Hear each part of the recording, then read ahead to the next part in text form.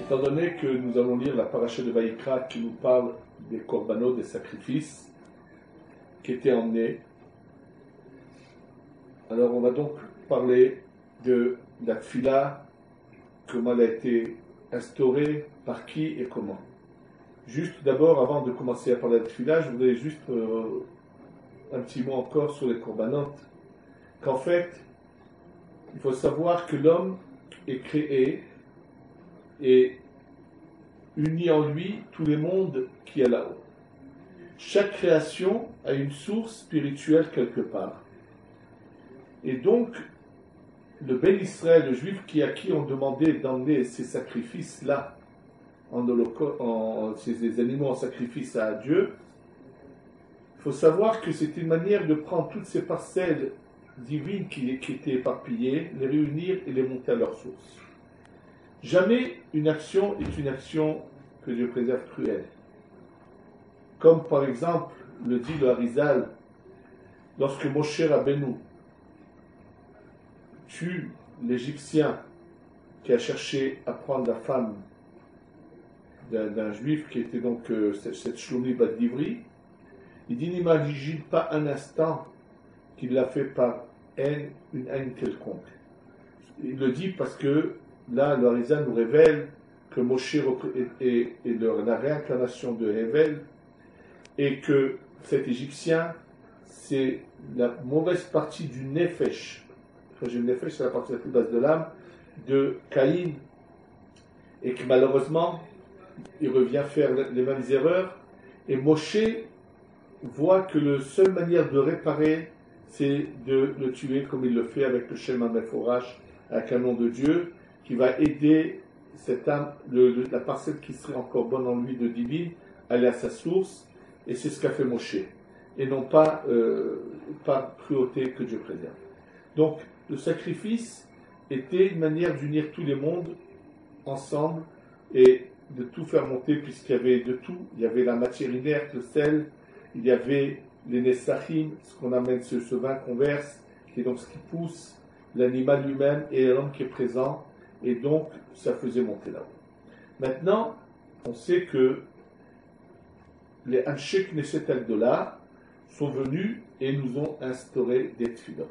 Alors bien sûr, pour d'abord savoir qui sont Anshe Knesset Agdola, à quelle époque qui sont-ils?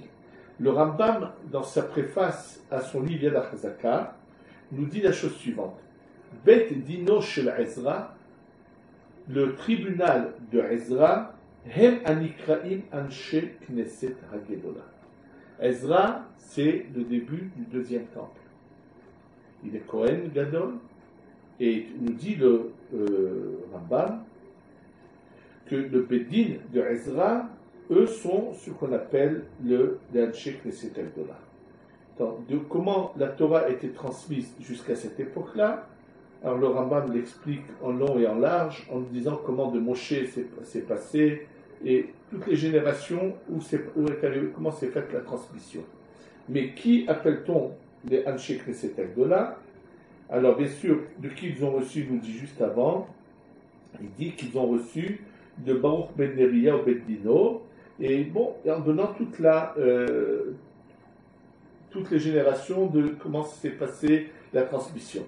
Ce qui nous dit d'abord de très important, le Rambam, c'est que bien que la Torah chez Baal Pé n'a pas été écrite, mais Moshe l'a enseignée, bien sûr, à son Medino, aux 70 Zekenim, aux 70 vieillards qui étaient de cette époque-là, et il nous dit qui c'est qu'il a essentiellement reçu.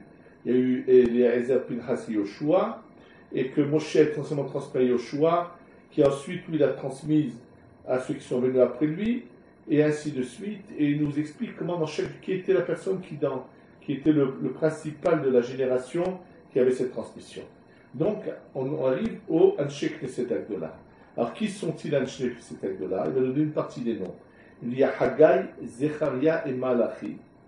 Ce sont les trois prophètes qui restent dans le début du deuxième temple, Hanania et Mishaël ben Azaria, Nehemia ben Chalia, Mordechai Balshan, Zerubbabel, et après beaucoup de Chachamim. Au total, ils sont 120. Donc le Bédine de Ezra, qu'on appelle les Anshek cet acte-là, sont au total 120 personnes. Et le dernier de ces 120 personnes qui sont dans l'Anshek cet acte-là, c'est Shimon Hatzadik, qui fait partie de ces 120.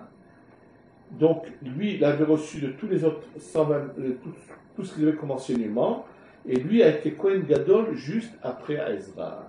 Donc Shimon Hatzadik est le dernier. Donc il va être peut-être le plus jeune, donc il va celui qui a vécu plus longtemps. Il est le dernier de ce qu'on appelle Anshe Knesset Agdola. Et c'est donc eux qui vont nous instaurer la Tfila. Que se passait-il avant que eux instaurent la Tfila? Alors c'est clair qu'il ne faut pas penser un instant qu'il n'y ait pas de prière, pas du tout. Et pour cela, je vais vous dire ce que écrit le Ben Ishraï dans son livre Ben Ishraï, Shana Rishona Parashat Balak.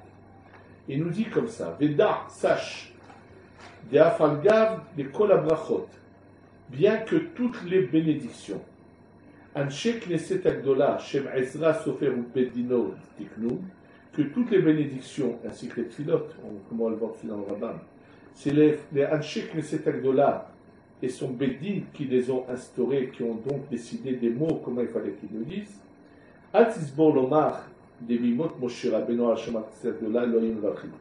ne pense pas un instant que depuis l'époque de Moshe Rabbeinu jusqu'à l'instauration de Anshek Stagdola qui ont fait ce qu'ils ont fait, les gens ne faisaient pas de bénédiction. C'est impossible de penser un instant ça, c'est faux, c'est archi faux. Alors que se passait-il? C'est comme pour la prière. Qu'avant qu'il y ait l'instauration de Anshek Agdola, Kolehad Mesater Filato Kefi Tzahut Leshono. Chacun faisait une fila comme sa parole lui sortait de la bouche, comme on va le voir tout de suite, comment le Rambam développe cela, on va le voir ensemble tout de suite, jusqu'à ce venu sur une Anshek Agdola, et ils ont d'abord instauré que 18 brachot, et que tout le monde doit connaître, et pareil avec les brachot, ils sont venus et eux ont instauré toutes les brachot qu'ils ont instaurées. Alors, maintenant, pour bien savoir comment se passaient les choses, on va lire le Rambam. Le Rambam écrit dans son livre Yad HaZaka, ce Mishneh Torah le Rambam, dans les Halachot de Tfila, Perek Aleph. Mitzvat Aseh Leitpalel Bechol Yom. C'est une mitzvah Aseh, c'est un commencement positif Minatora, de réciter une prière tous les jours. Chez Nehemar, dont on apprend de quel verset de la Torah, Va'avadatem et Adonai Elohechem. Et vous servirez Dieu votre éternel, Dieu votre éternel, Mipi Hashmoa, de la Torah orale qu'on a reçue en transmission donc de Moshe, Lamdou, ils ont appris, chez Avodazu Itfila, que ce service de Dieu, c'est la prière que nous devons réciter. Chez Nehemar, comme il est dit, ou le Ovdo Bechol Levafren, pour le servir de tout votre cœur, Amrou Chachamim, nos sages l'ont dit, Ezoui Abodash Ebalev, Zoutfila. Quel est le service qui peut se faire avec le cœur? C'est la prière. Ve'en minyanat tfilot minatora. Il n'y a pas un nombre de tfilot minatora. Ve'en meshane atfilazot minatora. Ve'en la tfilazman kavua minatora. Et selon la Torah, il n'y a pas une tfila particulière, on va le voir, et il n'y a pas un temps particulier. Donc, qu'est-ce qu'il en conclut le Rambam de cela? Ou le ficha pour cela, Nashim ve'abadim hayavim bitfila, que même les femmes ont l'obligation de faire la tfila. Les filles, she'i mitzvah aseh shelo azman vama. C'est une mitzvah obligatoire qui n'a pas un temps fixe. Tous les jours, ou le matin ou le soir, il faut faire une tfila. Et là, hiu mitzvah zu, kachi, maintenant, qu'est-ce que c'est? Donc, c'est une mitzvah la Torah. Alors avant que les Anshe Knesset Agdola instaurent ce texte que nous lisons nous, comment était donc cette fila? Et quand il parle de fila, il parle de la Shmona Esrei. Il dit mitzvah zu kahu, comment est cette mitzvah? Shiadam mithanen ou mitpalel bechol yom, ou magid shevacho shel HaKadosh Baruch Hu, v'hakar shoel tzerachav shu צריך להם בבקשה ובתחינה ואחר כך נותן שבח והודעה להשם על התורה שישפע לו כל אחד לפי כוחו. Il dit la tfila, c'est d'abord commencer par louer Dieu, réciter des louanges à Hachem, à Dieu. Ensuite, c'est de demander tout ce qu'on a besoin, et ensuite c'est remercier. Et effectivement, notre Amida est composé de ces trois parties-là. Jusqu'à Ael HaKadosh, c'est des louanges à Dieu. Ce sont les trois premières brachot qui sont que des louanges à Dieu. Ensuite, nous avons, depuis Atahonen jusqu'à Shomeat et Fila, ce sont des demandes que nous demandons à Dieu. C'est-à-dire, ce sont des bakashot, nous demandons tout ce qu'on a besoin. Ensuite, ce sont depuis Retse jusqu'à la fin de l'Amida, on remercie Hachem pour tout ce qu'il nous donne. Maintenant, en sachant que c'est comme ça qu'une fila est fondée, on va comprendre quelque chose auquel on devrait tous apparemment faire attention, question que pose le Béné Issachar, mais qui aurait dû tous nous interpeller. Au début de l'Amida, quand on est en train de donner des louanges à Dieu, louer Dieu, on dit Melech, Ozer ou Moshiach. Le roi qui aide et qui délivre. Donc on parle de Ezer, c'est aider, Yeshua, délivrance. On a commencé par le mot Ezer, et ensuite le mot Yeshua, délivrance. Or, à la fin de la Hamida, quand on est en train de remercier Dieu, on dit à elle, Yeshuatenu ve'ezratenu. Dieu qui nous délivre et qui nous aide. Alors une fois on nous dit Dieu qui aide et qui délivre, une fois on nous dit Dieu qui délivre et qui aide. Pourquoi ce changement dans la manière de parler à Hachem?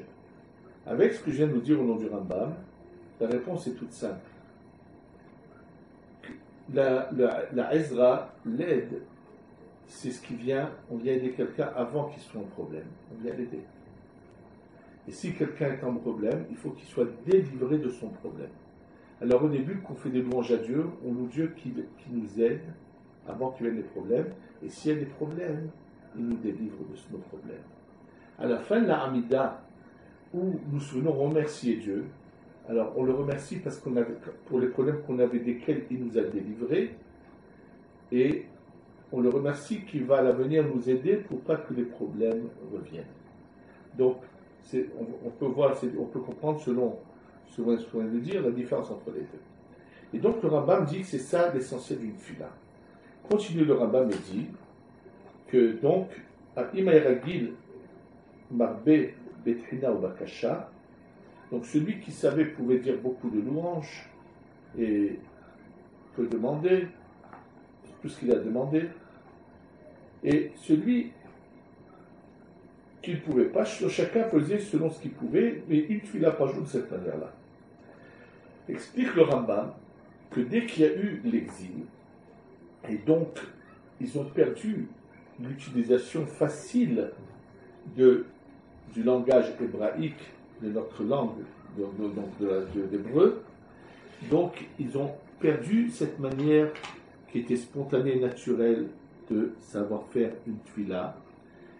Et donc, quand ils sont revenus du galout, justement, de cet exil desquels ils sont sortis entre le premier et le deuxième temps, c'est à ce moment-là qu'ils ont décidé, les Anshe Knesset Agdola, d'instaurer la tfila qu'ils nous ont instaurée.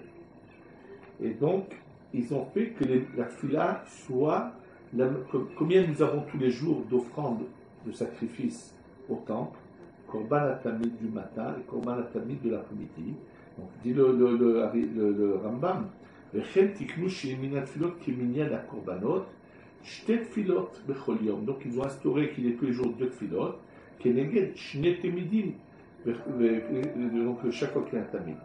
Maintenant, comme le Shabbat, il y avait un rajout d'offrandes, de sacrifices, ils ont fait la même chose. Ensuite, les Chachamim ont instauré, donc tout ça c'est un check Neset Agdola, Shiadam Itpalel Tfila Had Balayla, que une tfila soit faite la nuit. Pourquoi? Parce que la nuit, les membres des animaux qu'on avait en un sacrifice étaient consumés. Et donc, c'est pour ça qu'ils ont fait cela. Et donc, la celle du matin et celle de l'après-midi. Et le rabbin continue de nous expliquer toute cette filote-là. Maintenant, ce qui est très très important de vous savoir, c'est bien sûr, quand ils ont instauré toute cette fila, il faut savoir que Anshe Knesset Agdola, donc Ezra et son Bédine, connaissaient tous les secrets des mondes supérieurs. Et donc l'instauration de la tfila a été faite d'une manière profonde, et même si par hasard nous arrive de voir des mots dans la tfila qui paraissent ne pas être strictement corrects selon un langage de la grammaire hébraïque, c'est pas pour autant qu'on aurait le droit de changer le moindre terme de la tefila. En tout point de vue, si je parle du Kaddish qu'ils ont instauré, alors, lorsqu'ils ont instauré le mot Yid Gadal Veyid Kadash Sheme Rabba, qui est de l'araméen, c'est vrai qui veut dire Yid Gadal, qui s'agrandisse, Veyid Kadash, qui se sanctifiait, Sheme Rabba, donc on pourrait traduire sur le grand nom. Et c'est vrai qu'en araméen, le mot Sheme, qu'on dit Berech Sheme de Mahama, béni le nom de Dieu, le mot Sheme en araméen s'écrirait Shin Mem He. Et c'est comme ça que c'est vrai qu'il est traduit dans plusieurs endroits. Or, les Anshe Knesset Agdola, ici, n'ont pas écrit ce mot-là comme il s'écrit en araméen, mais ils l'ont rajouté un Yud, parce qu'ils avaient une intention précise. Ils ont écrit Sheme, Shin Mem, Yud et He, parce que leur intention était que le nom de Dieu qui a été un peu profané par Amalek, alors nous devons demander à Dieu que cette profanation soit annulée et que son nom soit complet et s'amplifie, et ainsi de suite, comme c'est mentionné d'ailleurs dans le Tikkun HaZohar et dans le Zohar.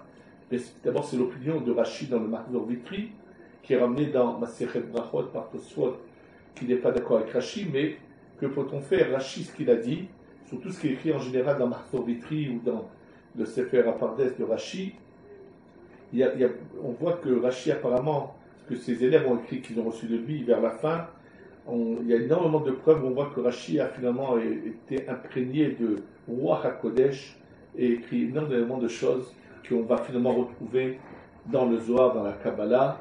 Et là, dans ce cas précis, c'est clair, comme il n'y a aucun endroit dans le Shas, dans la Gemara, où il est dit l'inverse, et que c'est, le Harizal le dit aussi, que c'est comme ça qu'il faut dire Yéhe Sheme, avec Sheme c'est Shemuke, donc c'est comme ça qu'il faut dire, et donc automatiquement, dans la phrase de Yéhe Sheme Rabba Mevarach Le'alam Le'al Me'al Maya, étant donné qu'il faut qu'il y ait 28 lettres, c'est une explication que j'ai déjà une fois mentionnée dans un des cours sur le Kaddish, vous pouvez retrouver.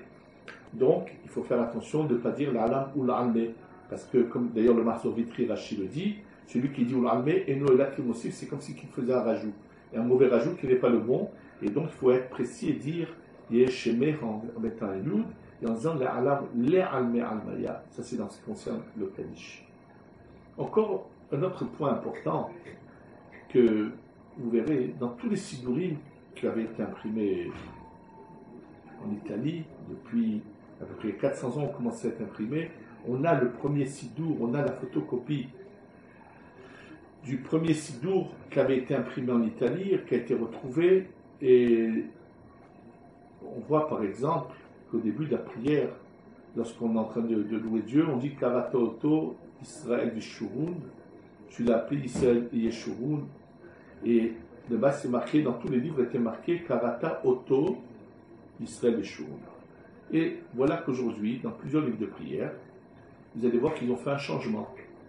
Selon le côté de grammaire, au lieu de dire Karata Oto, ils ont décidé de marquer Karata Shemo Israël Yeshurun. Or, celui qui connaît le Harizal et la Kabbalah verra qu'ils se sont trompés en faisant ce changement.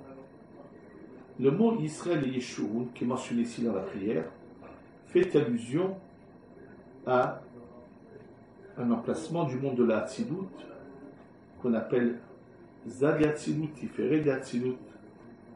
Et d'ailleurs, ce que je vous dis, je l'ai trouvé ensuite écrit dans un sidour écrit à la main du Rav Hayoun, qui était l'élève du Rabbi Yaakov Abu Hatzera, qui a écrit tout un livre avec les kavanot avec les pensées qu'il faut avoir, un livre de prière qui a été qu'on appelle ça, photocopié et diffusé par la yeshiva de Rabbi David Abu Hatzera de Naharia. Et donc là-bas, lorsqu'il a marqué le mot auto, il précise quelle serait l'erreur sur la Kabbalah d'écrire Shemo. Le mot Shem dans la Kabbalah représente ce qu'on appelle la Malchut, c'est tout à fait autre chose. Or, ce nom de Yisraël et Yeshurun s'applique à ce côté masculin qui s'appelle la Tiferet de la Tzilut et non pas à la Malchut.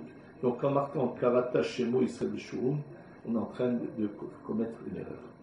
Ou bien tous ces sidourim qui ont voulu changer ce langage féminin que nous utilisons, Mitouvar, et ainsi de suite, et Mitouvecha, comme certains sidours qui ont voulu innover des choses, se sont également trompés, parce que la tfila, c'est une manière générale, il s'agit de la malchut de la tzilut, et c'est pour ça qu'on parle au féminin.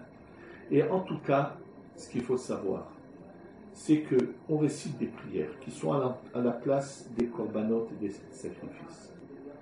Sachez qu'il ne faut sauter aucun passage de la tfila, qu'il faut essayer de l'étudier cette tfila, la comprendre, la faire avec son cœur. Quel sens ça a de réciter des mots qu'on ne comprend pas le sens? Et qu'est-ce que ça voudrait dire de venir réciter comme un... Il faut le faire même si on ne le comprend pas, mais ça ne suffit pas s'arrêter là. Servir Hachem, comme la Gemara dit, Avodah Shebalev, le service dans le cœur doit se faire avec la compréhension, la pensée. Il faut qu'on arrive à comprendre ce que l'on dit. C'est ça notre service au nom d'Hachem. Et il faut qu'on sache se concentrer dans ce que l'on dit, que notre fila soit une fila.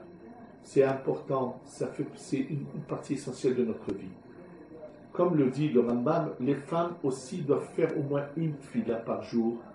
C'est-à-dire de choisir celle qu'elles veulent faire, mais d'en faire au moins une par jour. Que se passe-t-il pour une femme qui ne saurait pas lire? Alors, ce que j'ai entendu, que ce qui est marqué dans le Rambam, et qu'il a dit le Rav Ben Sion Bachel de Tzadik le Shulchan, c'est qu'au moins elle prononce un louange de Dieu, une demande et un remerciement.